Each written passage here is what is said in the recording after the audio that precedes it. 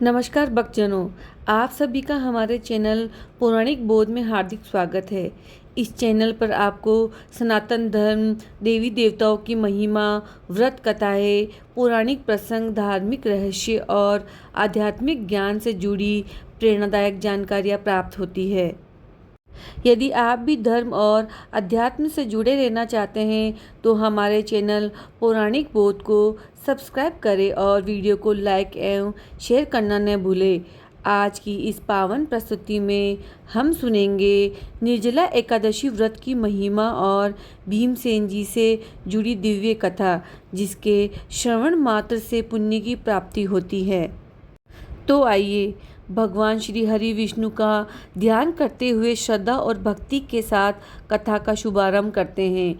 एक समय की बात है, महर्षि वेदव्यास जी ने पांडवों को धर्म, अर्थ, काम और मोक्ष प्रदान करने वाले एकादशी व्रत का महत्व बताया। तब धर्मराज युधिष्ठिर ने भगवान श्री कृष्ण से पूछा, हे जनार्दन, ज्येष्ठ मास के शुक्ल पक्ष में आने वाली एकादशी का महत्व क्या है? कृपया उसका वर्णन कीजिए। भगवान श्री कृष्ण ने कहा, हे राजन, इस व्रत का महात्म्य महर्षि वेदव्यास जी बताएंगे, क्योंकि वे संपूर्ण शास्त्रों और वेदों के ज्ञाता है। तब महर्षि वेदव्यास जी कहने लगे, हे पांडवों, कृष्ण पक्ष और शुक्ल पक्ष की प्रत्येक एकादशी में अन्न का सेवन वर्जित है। द्वादशी के दिन स्नान करके भगवान केशव की पूजा करनी चाहिए तथा ब्राह्मणों को भोजन कराकर स्वयं भोजन करना चाहिए। ये सुनकर महाबली भीमसेन बोले, हे पितामह, मेरे बड़े भाई युधिष्ठिर, माता कुंती, द्रौपदी, अर्जुन, नकुल और सहदेव सभी एकादशी का व्रत करते हैं और मुझे भी व्रत रखने के लिए कहते हैं, लेकिन मुझसे भूख बिल्कुल भी सहन नहीं होती। व्यास जी ने कहा, यदि तुम स्वर्ग की प्राप्ति चाहते हो और नरक से बचना चाहते हो तो तुम्हें एकादशी के दिन भोजन नहीं करना चाहिए। भीमसेन ने विनम्रतापूर्वक कहा, हे महर्षि, मेरे उदर में वृक्क नामक अग्नि सदा प्रज्वलित रहती है। अधिक भोजन करने पर ही वह शांत होती है, इसलिए मैं वर्ष भर की सभी एकादशियों का व्रत नहीं कर सकता। कृपया ऐसा एक व्रत बताइए जिससे मुझे सभी एकादशियों का फल प्राप्त हो जाए। भीम की बात सुनकर महर्षि वेदव्यास बोले, हे भीम, ज्येष्ठ मास के शुक्ल पक्ष में आने वाली एकादशी का निर्जल व्रत करो। इस दिन सूर्य उदय से अगले दिन सूर्योदय तक जल का भी त्याग करना चाहिए। केवल आचमन के लिए थोड़ी मात्रा में जल ग्रहण किया जा सकता है। उन्होंने आगे कहा, द्वादशी के दिन प्रातः स्नान करके ब्राह्मणों को जल, अन्न, वस्त्र तथा सुवर्ण का दान करना चाहिए। इसके बाद ब्राह्मणों को भोजन कराकर स्वयं भोजन करना चाहिए। हे भीम, इस एक निर्जला एकादशी के व्रत से वर्ष भर की सभी एकादशियों का पुण्य फल प्राप्त हो जाता है, इसमें तनिक भी संदेह नहीं है। महर्षि वेदव्यास ने आगे बताया, भगवान श्री हरि ने कहा है कि जो भक्त एकादशी के दिन निराहार रहकर मेरी शरण में आता है वह अपने सभी पापों से मुक्त हो जाता है।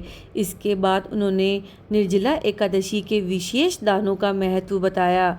उन्होंने कहा, इस दिन भगवान विष्णु की श्रद्धापूर्वक पूजा करनी चाहिए। जल से भरा घड़ा, शक्कर, वस्त्र, छाता, शैया, आसन, कमंडलू तथा गोदान का विशेष महत्व है। जो भक्त इस दिन ब्राह्मणों को श्रद्धापूर्वक दान देता है और रात्रि में जागरण करते हुए भगवान विष्णु का स्मरण करता है, उसे भगवान श्री हरि की विशेष कृपा प्राप्त होती है।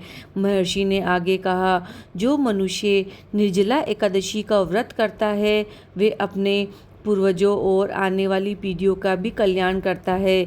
उसे अंत में भगवान विष्णु के परम धाम की प्राप्ति होती है।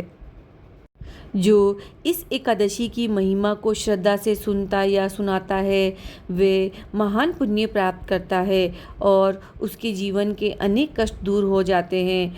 महर्षि वेदव्यास के मुख से ये दिव्य कथा सुनकर भीमसेन अत्यंत प्रसन्न हुए और उन्होंने जीवन भर निर्जला एकादशी का व्रत करने का संकल्प लिया। तभी से इस व्रत का महत्व संपूर्ण संसार में प्रसिद्ध हो गया और इसे सभी एकादशियों में श्रेष्ठ माना जाने लगा। जो श्रद्धापूर्वक निर्जला एकादशी की कथा का श्रवण पाठ या वर्णन करता है उसे वर्ष भर की सभी एकादशियों के समान पुण्य फल प्राप्त होता है। भगवान विष्णु की कृपा से उसके पाप नष्ट होते हैं और जीवन में सुख शांति तथा समृद्धि आती है। भक्तजनों, ये थी निर्जला एकादशी की पावन और पुण्यदायी कथा। यदि आपको ये कथा पसंद आई हो तो वीडियो को लाइक करें और अपने परिवार और मित्रों के साथ शेयर करें तथा हमारे चैनल पौराणिक बोध को सब्सक्राइब करना ना भूलें। जय श्री हरि।